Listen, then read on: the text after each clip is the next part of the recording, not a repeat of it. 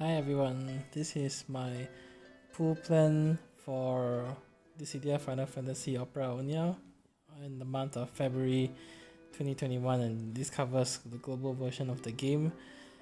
So in this pool plan video, I'll be covering specifically Ramza's arc, which has 3 events, which is the Divine Diablos event, Caius' Lost Chapter, and the debut of Guy's event.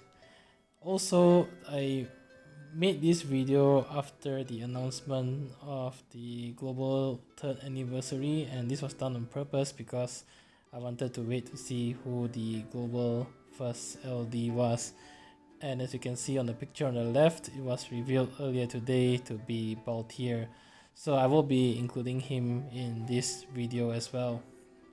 As always, some quick disclaimers before we go through. The pool plan video is very personalized to my own progress and who I really want in the game. They may or may not be ideal for you or for others. As always, there are many factors that should always be considered when deciding to pool, such as your current resources in gems, tickets, and ingots, who you already have built up in your current roster, which contents that you need and want to clear, and of course who your favorite characters are. My pool plan personally is very heavily influenced by clearing Chaos Challenge quests, so I tend to also prioritize the LGBT character because they tend to be synergy across at least 3 events. So coming off the first event in the first half of February 2021 is the Divine Diablos event, and as always for the LGBT character there are 2 banners.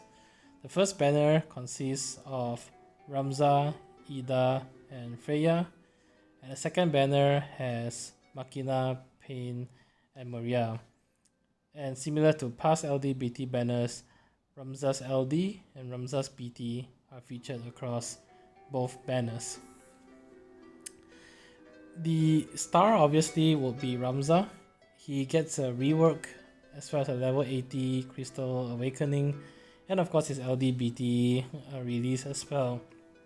And upon his rework, Ramza actually gained a lot of utility, including launch and delay on his LD.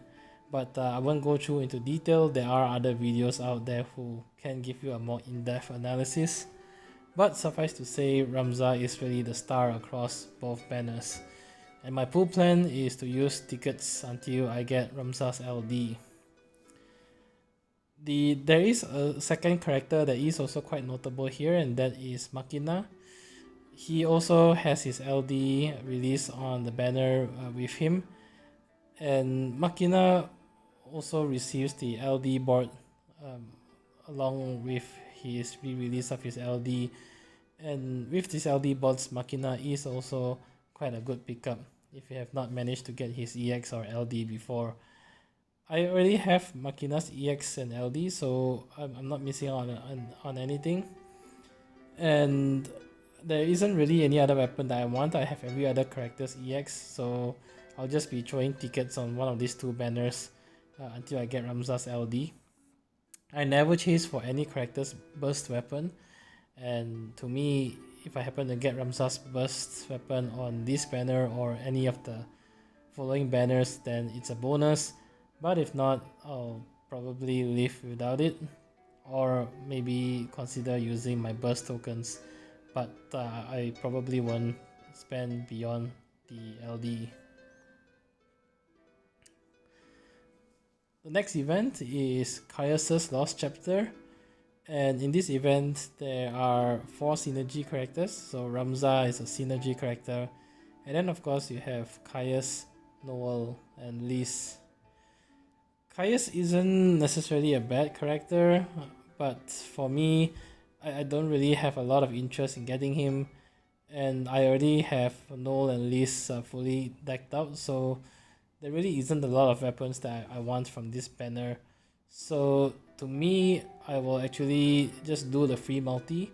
There will be a free multi on this banner, first free multi, which definitely of course I will do, but unless I get very lucky and get Caius's EX and LD on the free pool, I will most probably skip this banner.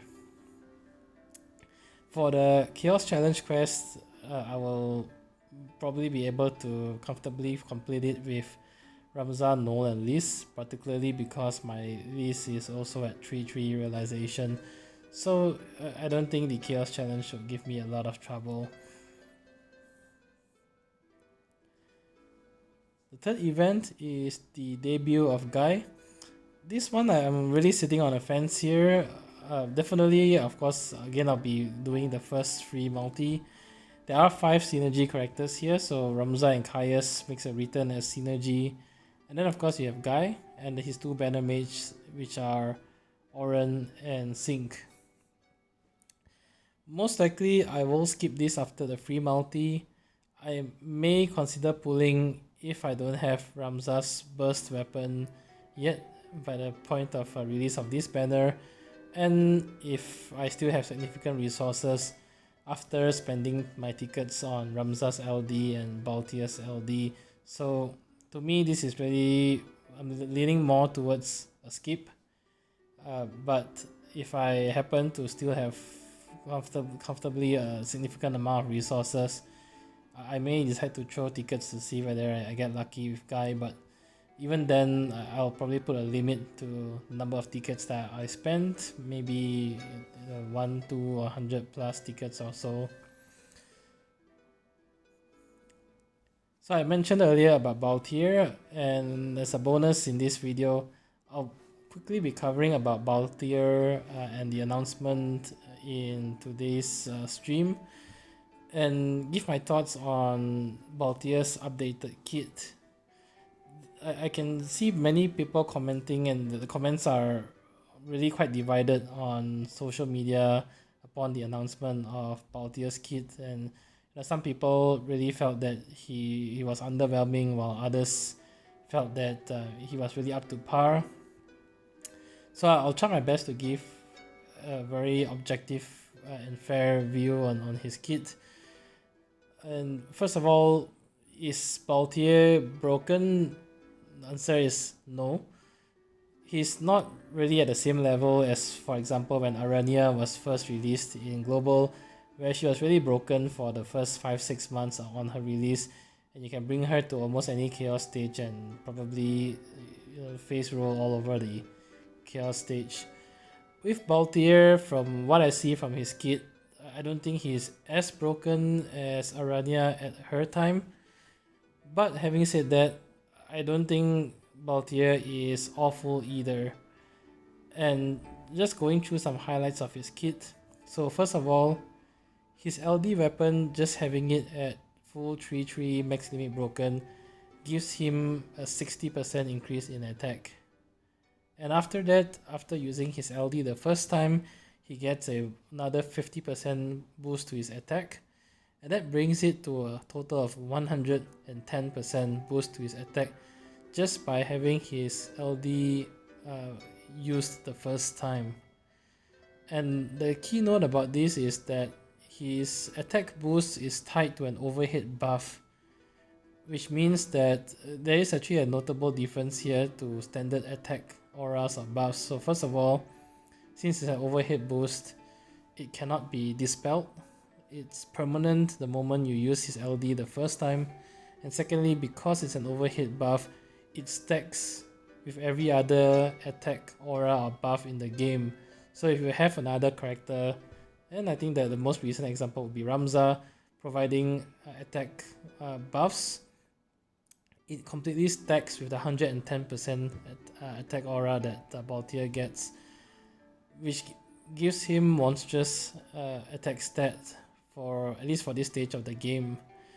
The other thing is that at 5 stacks of his LD overhead buff, he gets an additional 50% max brave, 20% increased brave damage, 20% increased HP damage, and this is extended to the entire party. And this is really quite significant, again considering the fact that it's a permanent buff to the entire party that cannot be dispelled and stacks with every other buff in the game. So you can do shenanigans like stacking the HP attack up with Kurasame or Lightning to gain very potent HP damage boosts. But beyond that, he really brings a lot of utility to the table as well. He's sort of like a Swiss Army knife of utility. Considering the use of his LD has an Asuna-like effect, it removes all these debuffs from the party, and it steals 3 buffs from every enemy on the wave, which means that it also acts as a dispel sort of thing. It really, to me, that the biggest draw is that it opens up a lot of flexibility in team comp. If you think back about Lufenia stages, you really have to devote 1 or 2 party members to counter specific Lufenia mechanics, and then after that you are left struggling to fill up the remaining party slots with tanks, with heals, with auras, with DPS and so on, which for some stages can be quite tricky. I think Balthier's biggest strength is that he's sort of like a enabler, in the sense that he enables you to be a bit more versatile in party comp, because he does bring somewhat decent DPS, at least to the stage of the game. He brings dispels, he brings Asuna, he brings very potent auras to the party, and he brings at least a very nice kit as well overall. So I think overall, based on this, I would rate, if I give a character 5 stars out of 5 stars, I would probably rate Balthier a solid 3.5 to 4 stars, depending on the stage that you want to bring him. Sure, some people might say that he might be a bit niche, but really so is many other characters in the game, and the fact that his niche allows him to steal buffs, he can potentially completely destroy stages where there are very potent buffs that the boss casts on themselves. The other thing that some people have been saying is that he doesn't get a rework, and his S1 or S2 is essentially the same as it was before. Yes, that's somewhat true, but I don't think that's much of an issue, because his biggest gap to date was his sort of lowish attack potencies, and that's really been corrected by his kit. I really think that with his updated stats now, with his level 80 awakening as well, he should have no problems bringing, you probably won't be game breaking, but at least somewhat decent DPS to the table. The other thing that's changed is that with his LD, he also gets access to HP++ attack, which on the description may not seem like anything too special, but that was actually something that Balthier lacked back in the day. So up until the release of his LD, Balthier only has HP plus attack. And the funny thing about his EX is that, if I'm not mistaken, it requires 1 skill use and 1 HP plus attack to recharge. And his HP plus is essentially the worst HP plus attack in the game. It's just 1 additional brave attack before the HP hit.